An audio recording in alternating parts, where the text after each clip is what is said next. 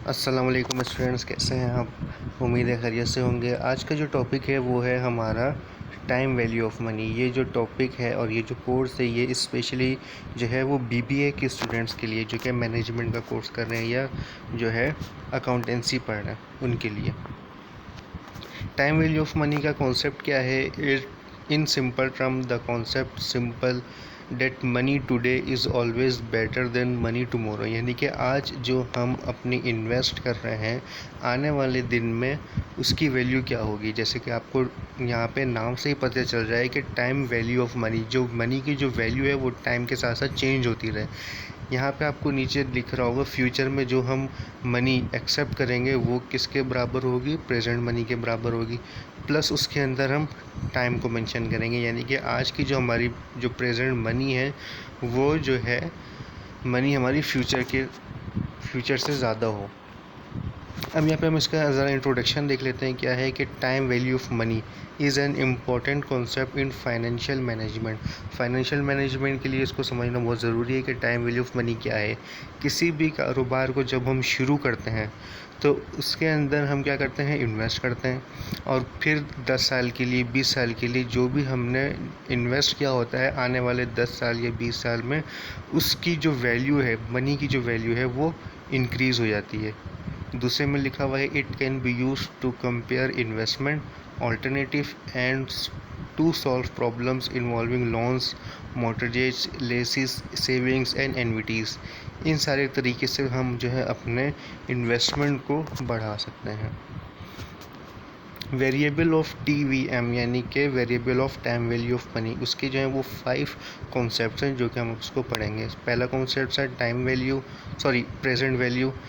इसके अंदर लिखा हुआ है this is your current starting amount, यानी कि ये जो आपकी प्रेजेंट वैल्यू है ये आपकी जब आप कारोबार शुरू कर रहे हो ये उस वक्त की जो है स्टार्टिंग वैल्यू है। It is the money you have in your hand at the present time, जो भी आपके हाथ में है।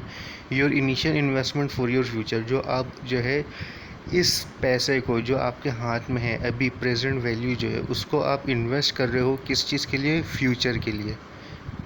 फ्यूचर वैल्यू है इसका दूसरा point FV। This is your ending amount. यहाँ पे क्या है कि फ्यूचर वैल्यू जो है वो एंडिंग अमाउंट है प्रेजेंट वैल्यू की। क्लियर है? दोबारा बता देता हूँ, फ्यूचर वैल्यू जो है वो क्या है?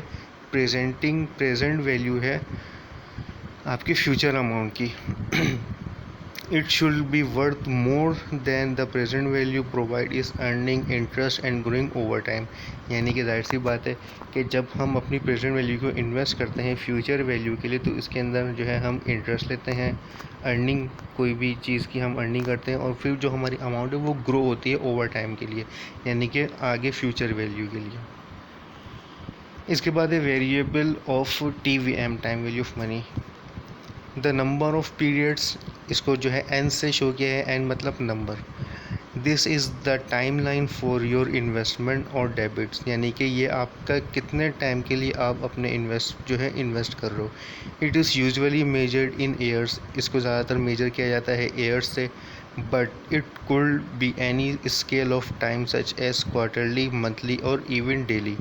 यहाँ पे जो हम ज़्यादातर एन को जो शो करते हैं वो नंबर ऑफ़ ईयर को करते हैं, मगर यहाँ पे ये चीज़ गलत है। ईयर हो सकता है, मगर यहाँ पे मैंने लिखा है कि टाइम जो है वो क्वार्टरली भी हो सकता है, मंथली भी हो सकता है, और यानी कि डेली बेसिस पे भी हो सकता है। इंटरेस्ट रेट क्या होता है?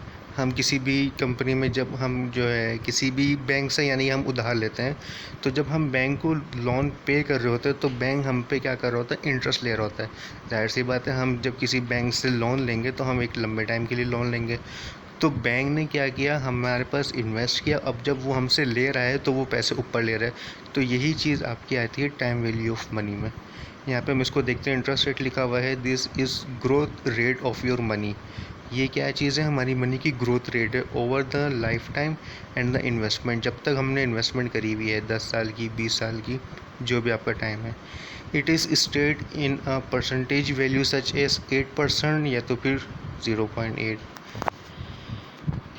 यहाँ पे जो 0.8 जो है 8% लिखा हुआ है वो हमारी जो है इन्वेस्टमेंट के ऊपर जो इंटरेस्ट ले रहे हैं वो है। मिसाल के तौर पे अगर मैंने इन्वेस्टमेंट ली है 1000 रुपये की और मुझे उसके ऊपर 100 रुपये देना पड़ रहा है, तो 100 रुपये तो मैं दूंगा ही दूंगा, मगर उसके ऊपर मैं 8% इंटरेस्ट और भी दूंगा। तो ये हमारा इंटरेस्ट रेट आता है। पेमेंट अमाउंट यानी कि PMT, these R series of equal evenly space cash flow, यानी कि जब मैंने किसी बैंक से लोन लिया, अब जाहिर सी बात है जब मैं उनको मंथली जब पे करूँगा तो मैं उनको इक्वल अमाउंट पे करूँगा, जो कि पहले से सेट कर दिया जाता है कि आपने इतनी अमाउंट हर महीने पे करनी है और प्लस इंटरेस्ट रेट भी आपको देना है। इसके बाद आपके पास आता है present value. When a future payment or series of payment are discounted at the given interest rate the present date to reflect the time value of money, the resulting value is called present value। जो भी हमारे पास present value होगी उसको हम जब बाद में invest करने के लिए किसी भी जगह पे इन्वेस्ट करेंगे तो शुरू की जो अमाउंट है, जैसे मैंने पहले बताया, वो आपकी प्रेजेंट वैल्यू कहलाएगी। एग्जाम्पल इसको समझ लेते हैं इस तरीके से कि इफ़ यू हैव टू पे 1000, जैसे मैंने अभी आपको बताया कि मैंने 1000 रुपये पे करना है कितने साल के लिए, 1 year, and the bank offer the annual percentage, और बैंक मुझसे क्या कर रहा है, एनुअल परसेंटेज ले रहा है। एन का मतलब जो मैंने आपको बताया था एनुअल होता है, मगर इसको हम क्वार्टरली भी कर सकते हैं, सेमी एनुअली भी कर सकते हैं, और डेली बेसिस पे भी बैंक हमसे इंटरेस्ट रेट ले सकता है, मगर यहाँ पे इसको जो है मैंने एनुअली लिखा है। 10% जो है वो ले रहा है on any money that you deposit, जो भी हम जमा करा रहे हैं उसके ऊपर वो क्या कर रहा है, बैंक 10% इंटरेस्ट ले रहा है। यू मस्ट डिपॉजिट एटलीस्ट 909, यानी कि 909 रुपये हम दे रहे हैं। अब यहाँ पे कैलकुलेशन देखें कि हमने 1000 रुपये तो पे करनी है, इसके ऊपर हम जो है ये इंटरेस्ट रेट 10% दे रहे हैं, ठीक हो गया। This is present value of 1000 payment to be made in 1 year. अब इस तरीके से हम 1 साल तक जब हम पेमेंट करते रहेंगे 1000 के ऊपर 10% के हिसाब से, तो वो हमारी जो है बाद में फ्यूचर वैल्यू बनेगी। अब यहाँ पे फ्यूचर वैल्यू है, future value is the amount that is obtained by enhancing the value of a present payment or a series of payment and the given interest rate to the reflect the time value of money, यानी कि जो हमने अभी invest करी है बाद में उसकी वैल्यू क्या होगी। इसके एग्जांपल इस तरीके से देख लें कि यहाँ पे $1000 जो है वो देने हैं,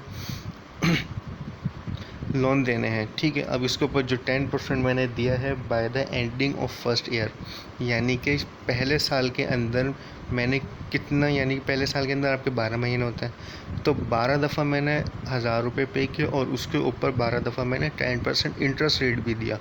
तो जब हम उसको कैलकुलेट करेंगे तो हमारी नेट अमाउंट से ज़्यादा जो है वो इंटरेस्ट रेट की भी अमाउंट आएगी, तो वो हमारा क्या कहलाता है, फ्यूचर वैल्यू।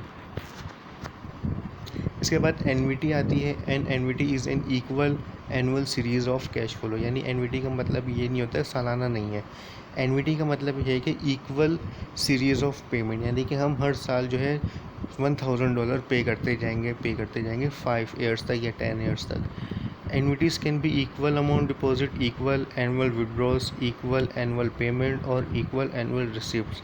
देखिए इस equal to annual cash flow, जिसको हम एनुअल कैश फ्लो भी कह सकते हैं। इसके बाद आपके पास आती है टाइप्स ऑफ एनवीटी। एनवीटीज़ की कितनी टाइप्स होती हैं, 2 टाइप्स होती हैं, एक ऑर्डिनरी और एक एनवीटी ड्यू। ऑर्डिनरी में क्या है, एन ऑर्डिनरी एनवीटी मेक्स और requires payments at the end of each period, यानी कि हर महीने के आखिर में हमने पे करनी होती है या शुरू में पे करनी होती है। फॉर एग्जांपल बॉन्ड जनरली पे interest at the end of every 6 month, जैसे कि हमने बॉन्ड लिया तो उसके अंदर हम जो है इंटरेस्ट जो है पे कर रहे होते हैं हर एवरी 6 मंथ के अंदर, या क्वार्टरली भी कर रहे होते हैं, या तो फिर हम एनुअली भी कर रहे होते हैं।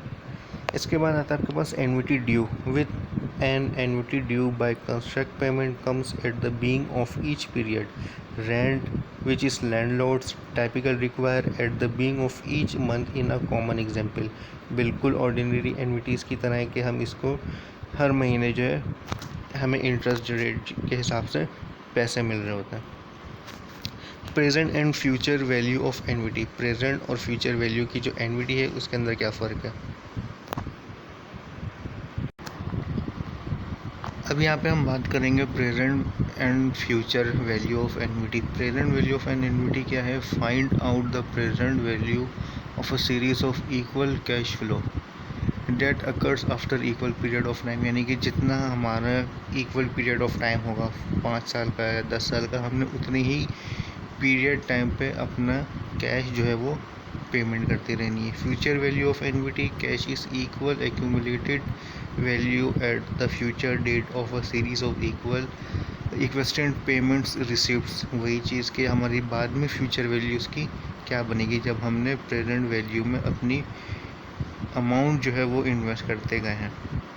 द प्रेजेंट वैल्यू ऑफ और future value of एनविटी further depend on whether is an ordinary एनविटी और एन एनविटी ड्यू। अब ये हमारे ऊपर करता है कि आप जो है एनविटी ड्यू में ही अपने इन्वेस्टमेंट ख़त्म कर देते हैं या तो फिर उसको आगे तक लेकर के चलते हैं। उम्मीद है ये लेक्चर आपको समझ में आया होगा।